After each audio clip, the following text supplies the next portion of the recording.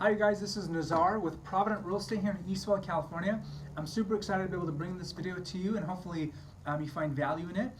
It's going to be a longer video, so hopefully you watch as much as you want to and gain information. If you're a homeowner in Eastville, then hopefully this will be some great content for you.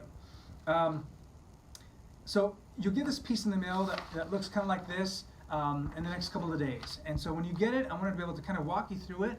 Of why we put the content we did, and hopefully again you can find value in it. Now, as we've always done for several years now, we're going to give you all the stats of all the homes that sold. That's got the bedroom, bathroom, lot size, square footage, list price, sold price, price per square foot, all that good information. But we've also done is extrapolated from that these graphs that hopefully you can make a little bit more sense out of. One of the first graphs that you'll see on the very top, I say homes that sold per price point. So from this we can easily see that the sweet spot, if you will, for Eastville is between $450,000 and $500,000. So that's the bulk of the homes that sell the most are within that price range. So the smaller homes, the beginner homes, roughly between like 3,000 square feet and under is what's selling quicker than the rest, right? So if you've got a larger house or a larger lot home, those are going to sell a little bit longer on the market, but nevertheless they'll still sell, but they're just not the bulk of the business. Financing. 73% of all buyers that bought last month in January were conventional buyers, or they got conventional financing.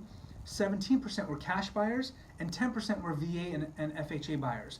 And the reason that VA and FHA were so low is because the loan limits are up to $355,000 for an FHA loan. So $355,500 is the average or the maximum loan limit.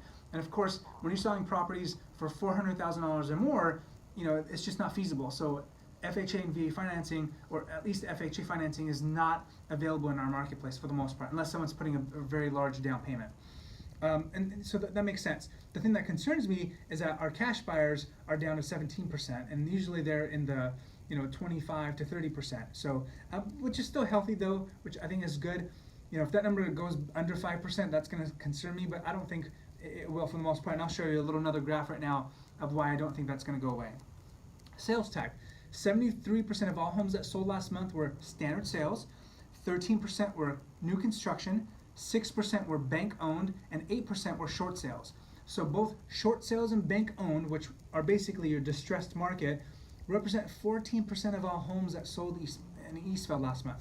That concerns me a little bit just because in other markets like in Orange County and LA County, they're probably closer to 5%. So we have almost 15% of all homes that sold last month were distressed sales. So that still concerns me just because, again, it's a distressed market. That kind of keeps the pricing down as well, just because those homes sell for a little bit less than your traditional standard sales do.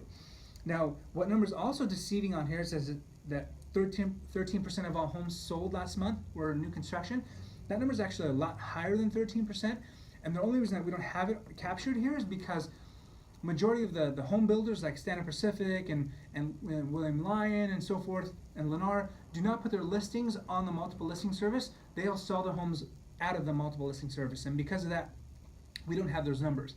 And I would, if I were to guess, or this is not a guess, this is actually a pretty a number that I feel very strongly with, I would say that one of the biggest reasons why our pricing hasn't increased as much as it should have at this point is because of our new construction. We have so much new construction, new builders that are building our community that are flooding our inventory, and that's what's really impeded our growth to happen. And I'll share with you in another graph right now of what that impediment has actually done in our community. The last graph on here shows the average days on market, and it's easy to see that homes that are higher in price are staying on the market longer. Homes that are lower in price tend to sell faster. Again, the average days on market for last month was 128 days, if I'm not mistaken, for the average realtor. Agents or the homeowners that used us to sell their homes were able to get their homes sold in 93 days. So we're able to get homes sold for 35 days faster than our competition.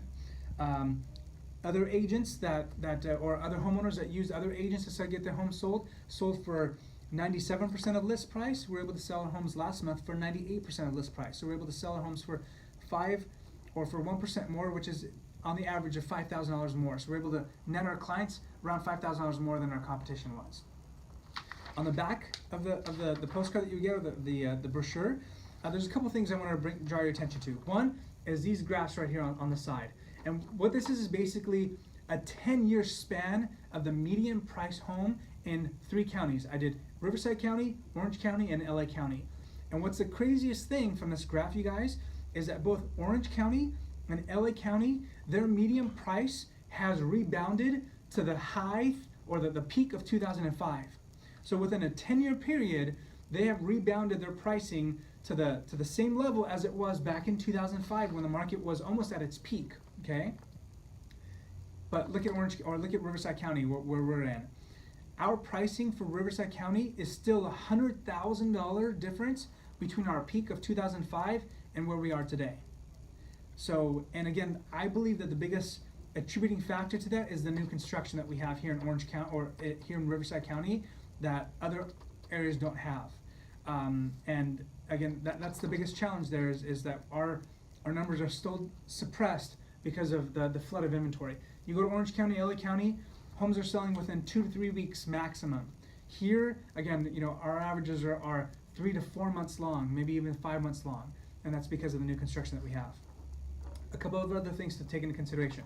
Down here, remember I told you that 8% were distressed, or about 14% were distressed sales. If you look at this graph on the bottom here, the A's and the P's, the P's stand for people that haven't made a payment for 3 consecutive months, so they've received a notice of default from the county, and then the A's stand for notice of trust deed sale. So there's a total of, I think, 44 homes that have received a notice of trust deed sale. So that means that they have already set a date. The bank has set a date in which those homes are going to go to foreclosure. So there's 44 of those in the city of Eastvale right now, which the grand scheme of things isn't huge, but this number tells me why we're still having all those short sales and bank-owned properties still hit our market and kind of keep our pricing low as well.